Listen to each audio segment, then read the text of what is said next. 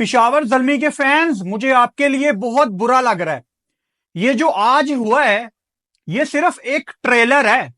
ये पीएसएल आपके लिए इससे ज्यादा दर्दनाक होने वाली है, क्योंकि आपके पास बॉलिंग बिल्कुल फारग है और आपकी जो बैटिंग है ये कैसी बैटिंग है जिसके लिए मिड इनिंग्स में मैं कमेंट पढ़ रहा था कि हम दुआ कर रहे हैं कि आज बाबर आजम मैच जितवा दे। अगर आपके बल्लेबाज को दुआ की जरूरत है ना, तो उसके स्किल लेवल का अल्लाह हाफिज है। कितने साल से आप दुआएं करेंगे और क्या कुछ करेंगे। पिशावर ज़ल्मी के ऑनर जावेद अफरीदी, मेरा आपको भी ये मैसेज है कि आप इस पीएसएल के बाद देख लें कि आपने पीएसएल जीतनी है ट्रॉफी, या आपने बस वो लोगों की फेवरेट टीम बनना है जो जीतती जूतती नहीं है, जैसे आरसीबी आईपीएल में। ट्रॉफी से कोई ताल्लुक नहीं है, बस लोगों की फेवरेट टीम बन जाओ, लोगों के फेवरेट प्लेयर इकट्ठे कर लो, आपके नाम की टिकटॉक्स भी बनेंगी, लेकिन आप पीएसएल में ट्रॉफी नहीं जीत सकेंगे। वो मोहम्मद हारिस जिसको पाकिस्तान के सिलेक्टर और आप लोग ये कहते हैं कि ये ब्रेनलेस क्रिकेटर है, वही शेर का बच्चा अकेला खड़ा रहा है इतने बड़े टोटल में। अगर उसके साथ कोई एक बंदा भी 15-20 मिनट के लिए खड़ा होता तो कम से कम पिशावर ज़ल्मी इस मैच में इससे बहुत बेहतर कर सकता था। आपके ख्याल से ये टोटल चेज होना था? कितने परसेंट चांस थे ये टोटल चेज होने के? 243 चेज होने के पता कितने परसेंट चांस थे आपके? एब्सोल्युटली 0%। आपकी सोच ही गलत थी। ये चेज पिशावर ज़ल्मी के लेवल का शायद नहीं था इस बैटिंग ऑर्डर के साथ। ये कोई ढकी छुपी बात नहीं है कि बाबर आजम बहुत ही टाइम लेके खेलने वाला प्लेयर है। कभी कभी स्टाइलिश दिख जाता है, लेकिन मैच विनिंग नॉक्स का कोई ताल्लुक नहीं है बाबर आजम से। आज पिशावर ज़ल्मी ज्यादा से ज्यादा पता क्या कर सकती थी? एक कोशिश, सिंसेरिटी, लॉयल्टी अपने फैंस को दिखाने के लिए पिशावर ज़ल्मी ओवन को ओपन करा देती। अब आप सारे मेरे पे चढ़ जाएंगे कि जी ओवन ने क्या कर लिया, 10 ही तो रन किए हैं। वो बाद की बात है। जब मिड इनिंग्स में हम सारे ये सोच रहे थे कि पिशावर ज़ल्मी ये कैसे चेस कर सकती है, तो आपके पास मिच ओवन जैसा ऐसा प्लेयर था जिसने बिग बैश के फाइनल में अभी बिग बैश के फाइनल में 100 किया और अपनी टीम को ट्रॉफी जितवाई। आपके पास ऐसा बंदा मौजूद था, आपने उसको ओपन नहीं करवाई। आपने क्यों ओपन नहीं करवाई? कि अगर वो ओपन कर लेता तो बाबर ने फिर कहां पे बैटिंग करनी थी, क्योंकि 1 डाउन तो ऑब्वियसली फिर हारिस ने आना था।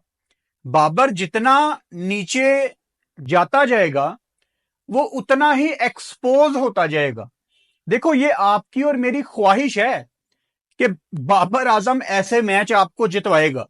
ये ख्वाहिश की हद तक ठीक है, लेकिन इसका रियलिटी से कोई ताल्लुक नहीं है। वो जो हम बात करते हैं ना कि पाकिस्तान की T20 टीम में बाबर आजम की जगह अब नहीं बनती, काफी लोग कहते हैं कि यार बनती है, उसने इतने रन्स किए हैं। यू नीड टू अंडरस्टैंड कि एक प्लेयर जब एक लेवल पे नहीं जा रहा होता, उसको इंप्रूवमेंट के लिए अपने अंदर कुछ एक्स्ट्रा चीजें ऐड करनी पड़ती हैं। जैसे पावर हिटिंग बाबर आजम को नहीं आती। आज भी 10-11 साल की इंटरनेशनल क्रिकेट खेलने के बाद भी, और उससे पहले भी 3-4 साल की under 19 junior level club cricket, मतलब कोई मान के चल लो 15-16 साल से एक बंदा क्रिकेट खेल रहा है, उसको आज भी स्वीप शॉट मारनी नहीं आती। और ये कमेंटेटर्स चीख चीख के बताते हैं। तो जब एक बंदे ने दो चीजें ऐड ही नहीं की तो वो फिर छुपेगा। उसके लिए जो बेस्ट पोजीशन थी आज बचने की, वो यही था कि वो ओपन चला जाए और एक गंदा शॉट मार के आउट हो जाए। 152 टाइम्स भी बाबर आजम बैटिंग करने आ जाता ना, 152 टाइम्स भी, तो ये चेज में उसने कुछ नहीं करना था, क्योंकि उसके लेवल का ये चेज है ही नहीं था। ये जो मॉडर्न क्रिकेट जिस तरफ जा चुकी है, 200-250 वाली, साइम अयूब, हारिस, क्या शानदार इनिंग्स खेली है आपकी जल्मी में ओवन। ये वो लड़के हैं जो आज कुछ कर सकते थे। मतलब मिड इनिंग्स में रमीज राजा ये कह रहे हैं कि साइम अयूब को कुछ करना पड़ेगा, बाबर का तो नाम नहीं लिया उसने। तो मतलब कहां कहां आप छुपेंगे। और फिर 3 कैच छोड़े हैं बाबर आजम ने, एक कैच तो उसके लेवल का ही नहीं था। वो जो होता है ना, बाउंड्री रोप पे बॉल क्रॉस कर गई है, हम अक्सर देखते हैं क्रिकेटर्स कैच पकड़ते हैं, बॉल को बाहर फेंकते हैं, फिर बाउंड्री रोप टापते हैं, फिर बाहर आके कैच पकड़ लेते हैं। चलो मैं इतना मार्जिन दे देता हूं अपने मासूम बाबर आजम को, ये उसके लेवल का कैच था ही नहीं। उसके अलावा 2 कैच छोड़े, 2 कैचेस के दरमियान सीधी एक मिस फील्डिंग, हाथ कांप रहे थे, प्रेशर साफ नजर आ रहा था। और यकीन करो मिड इनिंग्स में जब मैं ये सारी बातें सोच रहा था कि यार बाबर ने वो डॉली कैच छोड़ा है, रिड़ता हुआ बॉल उसके हाथ से लग के निकल रहा है। पाकिस्तान में बात की जाती है कि टेक्निक के हवाले से बाबर आजम एक बहुत अच्छा बैटर है, कुछ साल पहले वो था भी डेफिनेटली, लेकिन मैं 100% श्योर था कि आज बाबर आजम की टांगें नहीं हिलेंगी। ये एक अजीब सी अगली ड्राइव या कट शॉट, इसके दरमियान की कोई चीज मारता हुआ आउट हो जाएगा, स्लिप लगेगी। वही हुआ, पत्थर पे लिखी हुई बात थी। मुझे लोग कहते हैं कि फुरकान भट्टी, तुम्हारी दुकान तो बाबर आजम के नाम पे चलती है। आपके बाबर आजम ने अभी अंडर 19 क्रिकेट खेलना शुरू नहीं की थी फुरकान भट्टी, तब से क्रिकेट इंडस्ट्री में है। मैंने कितने प्लेयर, बड़ी रिस्पेक्ट के साथ कह रहा हूं, आते देखे हैं और कितने जाते देखे हैं। या तो पिछले 3-4 साल में बाबर आजम, आप मुझे कहते हैं ना कि मैं बाबर आजम का हेटर हूं, जो कि मैं नहीं हूं, लेकिन आपको लगता है कि मैं हूं। या तो बाबर आजम अपने सारे हेटर्स का मुंह बंद करवा दे अपने बल्ले के साथ, वो शहजादा वो भी नहीं करता। कोई 2023 में कुछ कर लेता, कोई 22 में कुछ कर लेता, मेलबर्न में इंडिया के खिलाफ पहली बॉल पे बाहर आ गया, जीरो पे बाहर आ गया, अर्शदीप को विकेट दे दी। यूएसए के अगेंस्ट पता नहीं, अल्लाह माफी दे, कोई 24-25 बॉलों पे 6-7 स्कोर था यूएसए के अगेंस्ट। ऑस्ट्रेलिया शेन वॉर्न की बात नहीं हो रही। अहमदाबाद में 1 लाख बंदे को चुप करवा देता। चैंपियंस ट्रॉफी अभी गुजरी है, दरमियान में आपके एशिया कप्स गुजरे हैं, तो क्या क्या आपको मैं याद करवाऊं, कभी तो हमें वो चुप करवा देता। अगर हम बाबर आजम को क्रिटिसाइज करते हैं तो आपको यह समझने की जरूरत है कि बाबर आजम रैंकिंग्स में नंबर 1 पे रह चुका है। और अगर कोई बंदा नंबर 1 पे रह चुका है, बात करने वाले उसकी बात नहीं करेंगे, तो मेरी जान मुझे बता दो फिर किसकी बात करनी है।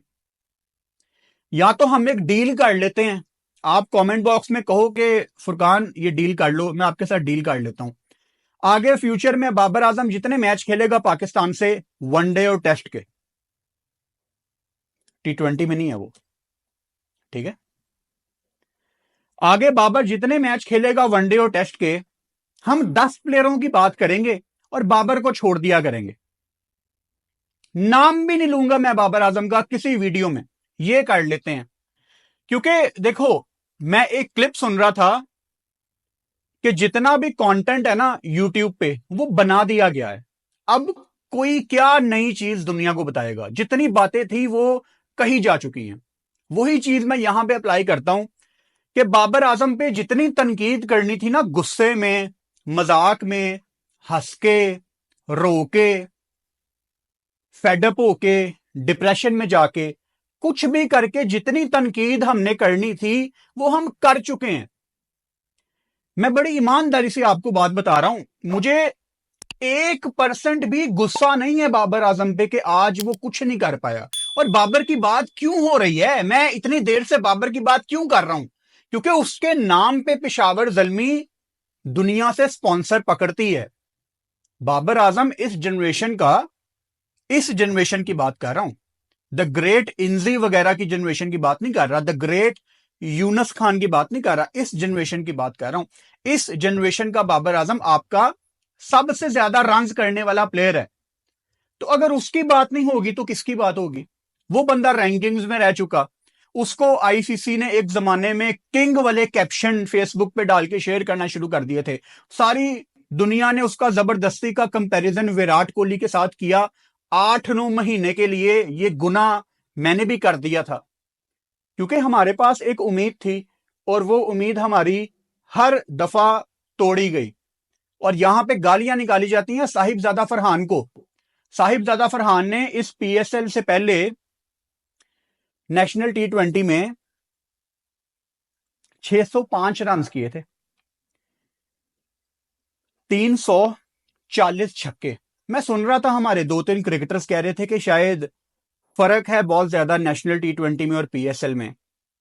विद ऑल ड्यू रिस्पेक्ट, 40 छक्के तुक्के से नहीं लगते। साहिबजादा फरहान की फिटनेस देखिए, जितने मोटे आपके आजकल के बल्ले आ रहे हैं ना, उन मोटे बल्लों से ज्यादा मोटा उसका मसल है साहिबजादा फरहान का। गूगल कर लेना इसके बाद, साहिबजादा फरहान जिम, साहिबजादा फरहान फिटनेस, उसकी फिजीक देखना। दुनिया पागल है जो पावर जनरेट कर रही है। हमें डेविड वार्नर जैसे प्लेयर हमारे मसल पकड़ के कहते हैं कि ये क्या है यार, कुछ बनाओ। हम डिनाइल में हैं, हमें जरूरत नहीं है। यहां साहिबजादा फरहान को प्लेयर नहीं मानते आप। यहां मोहम्मद हारिस जो कि आज शेरों की तरह खड़ा हुआ था, ही स्कोर्ड 87। ये होते हैं वो प्लेयर जो बड़े मैचों में आपको कहते हैं कि यार थोड़ी देर के लिए हमारे साथ खड़े हो जाओ। और मुझे हारिस ने जो 87 की है, आई एम नॉट सरप्राइज्ड, और मुझे कोई एक्साइटमेंट भी नहीं है इस चीज की, बिकॉज मेरे लिए ये बहुत नॉर्मल है। क्योंकि मुझे तो पता है कि ये उसकी एबिलिटी है। तो ठीक प्लेयर मुझे देखना आता है। पेशावर ज़ल्मी ने अपनी प्लेइंग 11 में और जो टीम आपने खिलाई उसमें कितनी गलतियां की हैं, मैं आपको बारी बारी बताऊंगा, आप अपना सर पकड़ के बैठ जाओगे। लिख के रखी हुई है मैंने ताकि बातें इधर उधर ना हो जाएं। सबसे पहले आपने ये समझना है कि पीएसएल, मैंने आपको कल भी बताया था, पीएसएल जो पहले पीएसएल होती थी वो थोड़ा सा सर्दी के टाइम होती थी। तो ये जो हमारी रावलपिंडी की पिच है स्पेशली, या मुल्तान की या लाहौर की, मतलब जो पंजाब साइड में आती है, कराची की बात नहीं कर रहा, यहां पे वेदर थोड़ा सा टेम्परेचर गिरा होता था, विकेट को इतनी धूप नहीं लगती थी।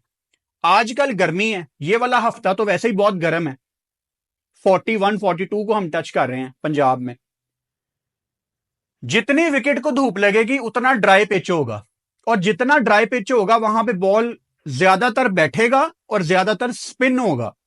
पेशावर ज़ल्मी को आज मेहरान मुमताज को अपनी प्लेइंग 11 में डालना चाहिए था। इसकी एक मैं आपको लॉजिकल वजह देता हूं। इस्लामाबाद यूनाइटेड ने खिलाया ना बच्चे को, साद मसूद को, इतना इतना बॉल उसका स्पिन हो रहा था। कहां से है साद मसूद? रावलपिंडी से, लोकल बॉय, अपने ग्राउंड का पता है। मेहरान मुमताज कहां से है? रावलपिंडी से। मैंने ये वीडियो बनाने से पहले हमारे जो पाकिस्तान के फेमस स्टैट्समैन हैं, मजर अरशद भाई, मेरी इंस्पिरेशन है, उनकी वजह से मैं इस करियर में हूं। 14-15 साल पहले उन्होंने बहुत अच्छा गाइड किया था। उनसे मैंने पूछा कि मेहरान मुमताज ने रावलपिंडी में कितने मैच खेले हैं? तो भाई 15-16 मैच वो बंदा खेल चुका है, और 19-20 उसके आउट हैं रावलपिंडी में अक्रॉस ऑल फॉर्मेट्स। आपने लोकल बॉय को नहीं खिलाया, आपने ऑलराउंडर लिंडे को खिला लिया। अच्छा, आपने लिंडे भाई को खिला लिया, ठीक है जी, खिला लिया। जॉर्ज लिंडे ने सिर्फ 2 ओवर फेंके, स्पिनर है, और उसको 20 रन पड़े। अच्छी बॉलिंग कर रहा था, दोबारा बॉलिंग ही नहीं करवाई, दोबारा बॉलिंग ही नहीं करवाई। सबसे जो वीक लिंक है पेशावर जल्मी की बॉलिंग में वो है मोहम्मद अली। उसको छठा ओवर दे दिया, मतलब पावर प्ले के खत्म होने से पहले जो आखिरी ओवर होता है वो दे दिया। मुनरो और साहिबजादा फरहान को खुली छूट दे दी कि इसको जितना मारना है मार लो। अगर मैं आपसे पूछूं कि पेशावर जल्मी ने आज जो प्लेइंग 11 खिलाई उसमें पेशावर जल्मी का सबसे बड़ा विकेट टेकर कौन था, तो शायद आपके और मेरे दिमाग में नाम आएगा सुफियान मुकीम का। उसको बॉल तब दी बाबर आजम ने जब पावर प्ले खत्म हो गया था, तब तो फायदा ही कोई नहीं है। आप शुरू से इसी माइंडसेट से खेल रहे हो बाबर कि मैंने 20 ओवर कैसे पूरे कराने हैं। आप पावर प्ले में जहां पे मुनरों ने आपको मारना ही मारना है, और आपने शुरू में देख लिया था कि आज साहिबजादा फरहान का दिन है, पावर प्ले को उन्होंने यूटिलाइज करना ही करना था। दे आर इस्लामाबाद यूनाइटेड, वो नहीं रुकते भाई, वो मारते ही मारते हैं। आपने अपना सबसे बड़ा विकेट टेकर पावर प्ले में उनके सामने फेंका ही नहीं, क्योंकि आपने आखिर वाले ओवर बचा के रखने थे। उसके बाद लिंडे ने अच्छी बॉलिंग की, आप भूल गए। अली रजा को पहले ओवर में साहिबजादा फरहान ने कोई 22 रन मारे, 6 की 6 बॉलें गुजर गई। एक दफा भी, ये कलेक्टिव गलती है पेशावर जल्मी की, एक दफा भी अली रजा जो कि 17 साल का बच्चा है, 143 पे वो बॉल कर रहा है, तेज बॉल कर रहा है, सीखेगा अली रजा ऑब्वियसली, एक दफा भी 22 रन पड़ रहे हैं पहली बॉल से, डोमिनेट उसको कर रहा है फरहान। एक दफा भी कप्तान, इवन मैं इसमें साइम अयूब का नाम भी लूंगा, मैं इसमें विकेट कीपर हारिस का भी नाम लूंगा, तीनों में से पेशावर जल्मी का फेस यही 3 प्लेयर है ना, तीनों में से कोई भी अली रजा के पास नहीं आया। कमेंटेटर, अब पता नहीं, कमेंटेटर्स को क्रिकेट का नहीं पता, वो चीख रहे हैं कि ये क्या फील्डिंग खड़ी की हुई है बाबर आजम ने, ये बॉलिंग के अकॉर्डिंग नहीं है। वहां पे नलायकी हमारे ब्रॉडकास्टर की, उसने जूम आउट करके फील्डिंग ही नहीं दिखाई, वरना मैं थोड़ी बेहतर पोजीशन में होता आपको ये साबित करने में कि वो फील्डिंग गलत थी। लेकिन 2-3 बॉलों पे लगातार कमेंटेटर्स क्रिटिसाइज कर रहे थे कि ये बाबर ने क्या फील्डिंग ली हुई है। अगर आपने कमेंट्री के साथ मैच सुने तो आपको पता होगा मैं क्या बात कर रहा हूं। फिर उसके बाद जी साहिबजादा फरहान की जितनी तारीफ की जाए वो बहुत कम है, बहुत कम है।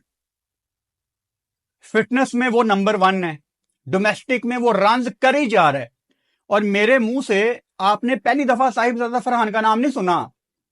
जब से ये उसके साथ ज्यादती कर रहे हैं तब से मैं आपको उसका नाम बता रहा हूं। ये उसको ऑस्ट्रेलिया लेके गए, 7 ओवर का मैच हुआ था ब्रिस्बेन में, आपको याद होगा, गाबा में। 7 ओवर के मैच में साहिबजादा फरहान को ओपन करने भेज दिया। अगले मैच में 20 ओवर का मैच था, उसको दोबारा शफल कर दिया, नीचे धकेल दिया। उससे पहले कभी साहिबजादा फरहान को ये 5वें पे खिलाते रहे हैं। एक दफा तो अल्लाह माफी दे न्यूजीलैंड में 7वें नंबर पे बैटिंग करा दी थी, जो कि डेड रबर मैच था, 5वां, ये रिमेंबर, आप सीरीज हार गए थे। तो जब आपने बच्चों के साथ इतनी ज्यादतियां की हुई हैं, सुतेली मां भी ना थोड़ा सा प्यार कर लेती है, लेकिन हमारे सीनियर्स ने बच्चों के साथ इंसाफ नहीं किया। और आज जो आपकी क्रिकेट इतनी नीचे है ना,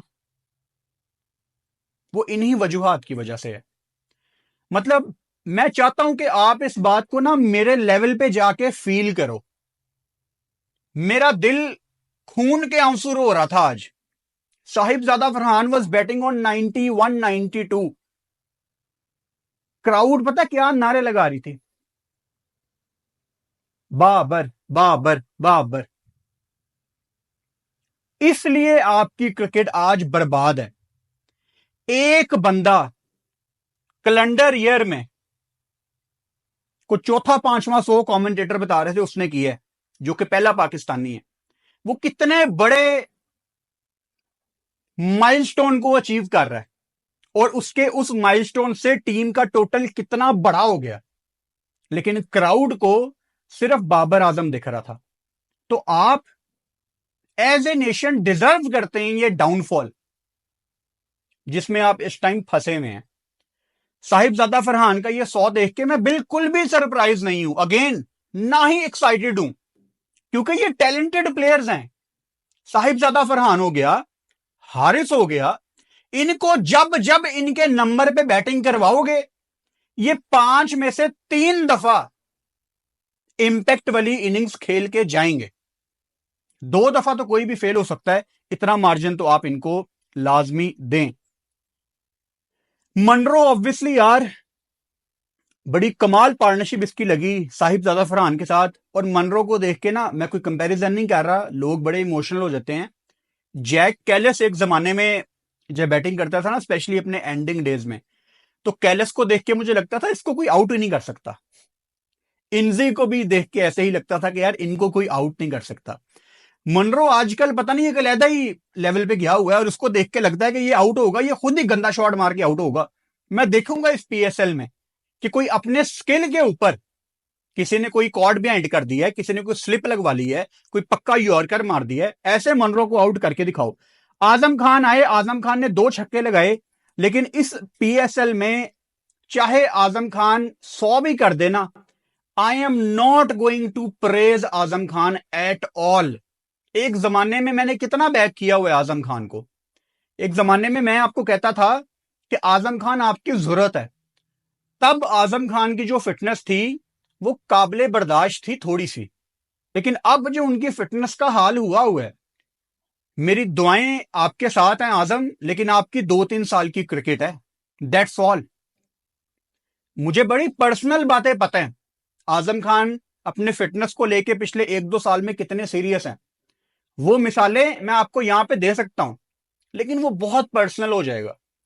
पाकिस्तान क्रिकेट टीम में या पाकिस्तान का कोई अगर क्रिकेटर जिसने आजम खान के साथ कोई टूर्नामेंट में ड्रेसिंग रूम शेयर किया है, तो वो मेरी ये बात समझेंगे कि मैं किस तरफ बात लाना चाह रहा था। वो बिल्कुल भी उसने हाथ हल्का नहीं रखा हुआ अपने खाने पे। तो आजम खान आपके ये 2 छक्के आपको बहुत ज्यादा मुबारक हों, और मैं बहुत रिग्रेट करता हूं कि मैंने आपको बैक किया।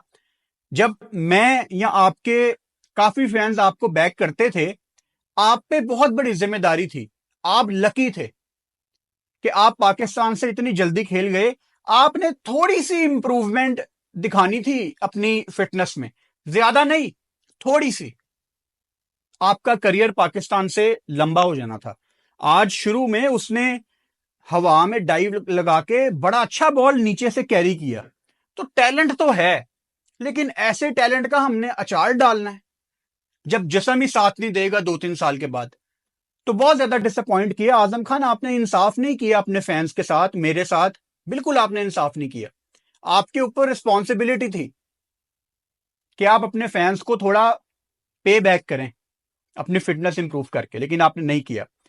243 तो इस्लामाबाद यूनाइटेड ने कर दिया, लेकिन ये आपको भी पता है, मुझे भी पता है कि ये कोई 20-25 रन इन्होंने कम ही किए हैं, क्योंकि आगा को ऑब्वियसली थोड़ा सा टाइम आगा ने लिया, 15 बॉलें खेलनी, और नीचे फिर अगर होल्डर की भी हिटें लग जाती, जो कि लग जाती होती हैं आमतौर पे, तो ये थोड़ा ज्यादा कर सकते थे टोटल।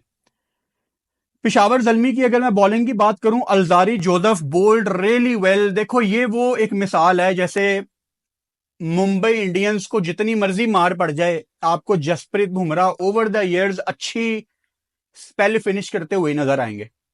जो अच्छा बॉलर होता है ना, उसको आता है निकालना मैच। अल्जारी जोसेफ ने इतने हाई स्कोर टोटल में सिर्फ 39 रन दिए हैं।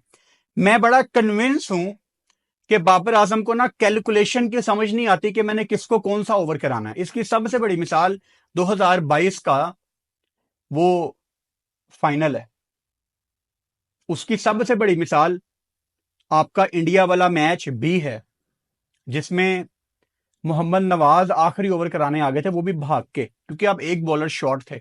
मैंने बड़ी दफा आपको एग्जांपल दी है कि मीडिया बॉक्स में मैं बैठा हुआ था मेलबर्न में, वहां पे हर बंदा ये बात कर रहा था कि पाकिस्तान एक बॉलर शॉर्ट है, लेकिन हमारे कप्तान को नहीं पता था। कैलकुलेशन की बहुत गलती थी, किसको कौन सा ओवर देना है। जब नजर आ गया था कि स्पिनर्स के लिए कुछ है, लेकिन बाबर ने कॉन्फिडेंस नहीं दिखाया, not for the first time. Batting करने जब पेशावर ज़ल्मी आई तो ये मैच वहीं पे साइड पे हो चुका था। सीधी सी बात है, इसमें शायद साइम अयूब 50-60 कर लेता, बाबर ने इस मैच में कुछ नहीं करना था। सीधी बात है, ये उसके उसके लेवल का मैच नहीं था ये। ओवन शायद यहां पे 60-70 कर लेता, हारिस 80-90-100 कर लेता, 87 उसने किया, लेकिन ज़ल्मी ये मैच नहीं जीत सकती थी। उनकी बॉडी लैंग्वेज पहले इनिंग्स में फारग हो चुकी थी। यहां पे वो रोल आता है इंजी का, जो डग आउट में बैठे हुए हैं।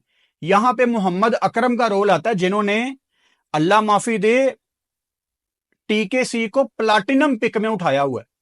ठीक है, मुझे भी टीकेसी पसंद है, पेशावर ज़ल्मी उस पर ट्रस्ट कर रही है, लेकिन प्लाटिनम में मतलब आपके पास मेरा ख्याल है ब्रेसवेल भी तब अवेलेबल था यार, आपके पास चैपमैन अवेलेबल था। वो यार इन्होंने क्या किया। हाँ, हुसैन तलत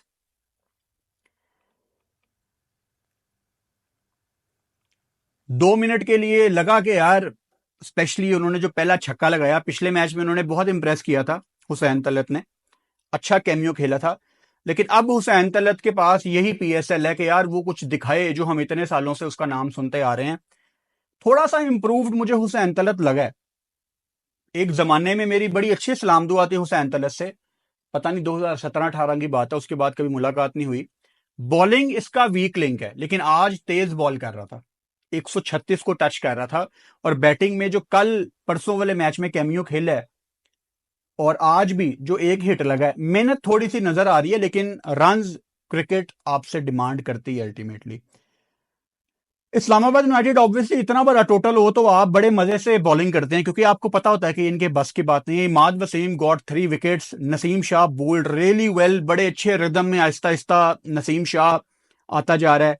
शदाब खान ने आज भी 2 विकेटें ली, लेकिन फुल टॉसें हो रही हैं शदाब खान से। सो गोइंग फॉरवर्ड आगे जाके शदाब खान कैसी बॉलिंग करते हैं प्रेशर वाले मैच में, वहां पे सही मायनों में हम शदाब खान को जज करेंगे।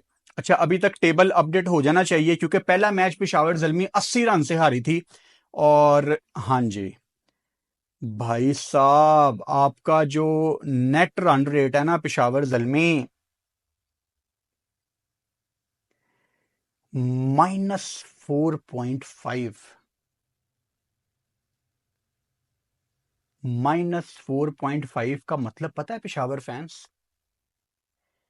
आपको अपने आने वाले 2-3 मैच जीतने नहीं है, मुंह बंद करवाने हैं लोगों के, फिर जाके आपका नेट रन रेट थोड़ा सा उठेगा। ज्यादा नहीं उठेगा, फिर भी थोड़ा सा उठेगा। पहला मैच आप 80 रन से हारे हैं और आज आप 102 रन से ये मैच हारे हैं। बहुत बड़ी डिफीट है। जो मैंने वीडियो की शुरुआत में बात की थी, जावेद अफरीदी इस पीएसएल के बाद ये डिसाइड कर लें कि उनको पीएसएल जीतनी है ट्रॉफी, या यही सब कुछ करना है। फेमस इन्फ्लुएंसर्स को ऑन बोर्ड कर लिया, पाकिस्तान की एक्ट्रेसेस को ऑन बोर्ड कर लिया। आपकी टीम है, आप जो मर्जी करें, लेकिन आपकी टीम के नाम के साथ पिशावर का नाम लगा हुआ है और उनके फैंस ट्रॉफी चाहते हैं। मुश्किल है पेशावर ज़ल्मी के लिए, बहुत मायूस किया है पेशावर ज़ल्मी ने। मेरी फेवरेट टीम है पेशावर ज़ल्मी इस पीएसएल में, मैंने पीएसएल शुरू होने से पहले बताया था। और मेरी फेवरेट टीम क्यों है? सिर्फ साइम अयूब और मोहम्मद हारिस की वजह से, तीसरी वजह कोई नहीं है। वीडियो पसंद आए सब्सक्राइब कर सकते हो और बेल आइकन लाजमी दबाओ, ताकि आने वाली वीडियोस का नोटिफिकेशन आपको मिल सके।